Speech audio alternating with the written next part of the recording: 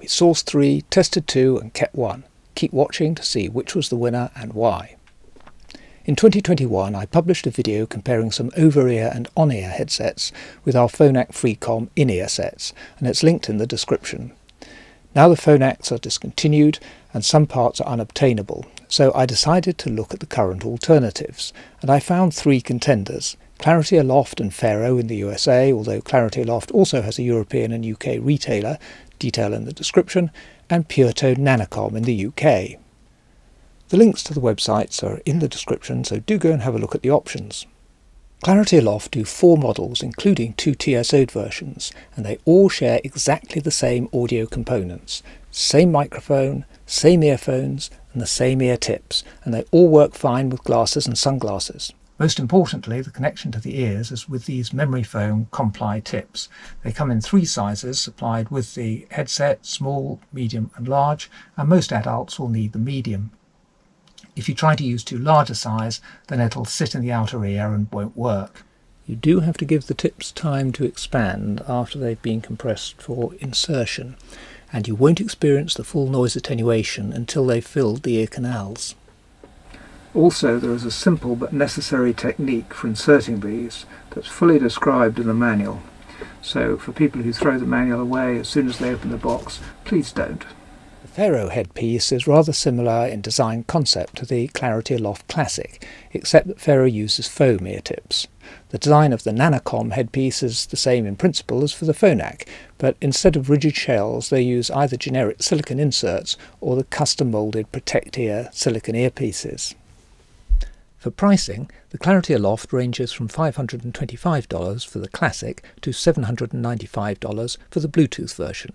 For the Faro, the pricing's in a tighter range and depends on which panel connector you order.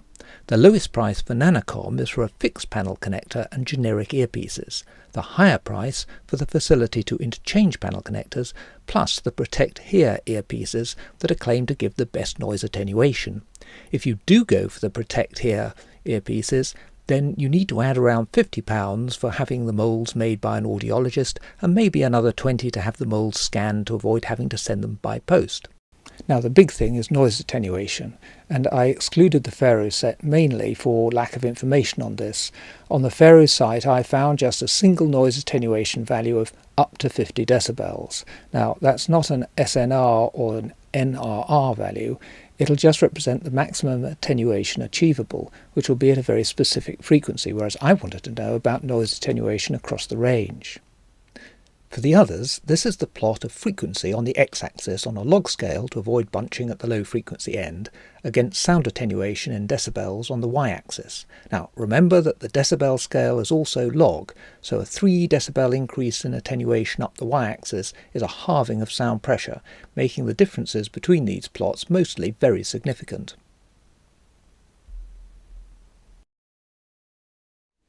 So that's the theory. Now we tested the headsets under the same conditions. We flew in our robot aircraft DR-401-155. The DR-401 is a single-engine piston aircraft with an enclosed cabin. All the sets were comfortable. They all felt different, of course, but pretty comparable overall. For noise attenuation, however, the differences were very obvious. So in first place came the Clarity Aloft, and this gave better subjective noise attenuation than anything else, including our top-end over-ear headsets with active noise cancellation. So a very impressive performance. The Phonaks were second, and the NanoComm came in third, and I found them just too noisy to wear for more than a few minutes. But, judging from customer feedback on Puretone's site, in a pressurized cabin or an open cockpit, the NanoComm apparently works well, and it's a flexible system and it's relatively inexpensive. So if you fly in those circumstances, then don't discount it. But I didn't think it was good enough in our aircraft, and I think that the problem is that although silicon is squidgy, it is solid, and so I don't expect that it can damp the low frequencies as well as the rigid hollow Phonak shells, or especially the Clarity Aloft compli tips. Also, silicon is elastic, and the earpieces just don't seem to form as reliable a seal as the others, again particularly the Clarity Aloft tips, which demonstrably give the best sound attenuation. So for ultimate noise attenuation performance of the systems we tried, the Clarity Aloft wins, and that wraps it up for now. If you have any questions or remarks, then please leave a comment, and please do click the like button if this video was helpful, and consider subscribing. And thank you for watching.